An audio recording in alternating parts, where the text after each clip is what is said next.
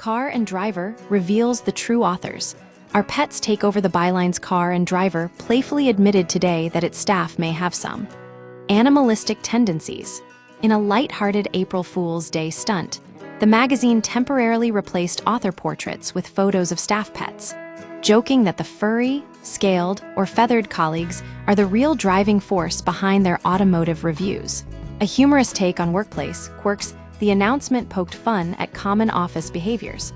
The piece notes that even seasoned journalists can struggle with basic tasks like sharing water bowls or resisting unattended snack trays, apparently shared by both humans and animals.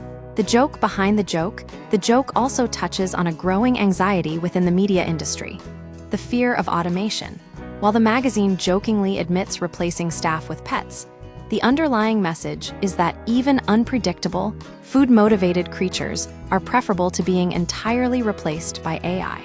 The bottom line, the stunt was a clever way to acknowledge the messy, imperfect reality of human work, while poking fun at the absurdity of modern tech fears.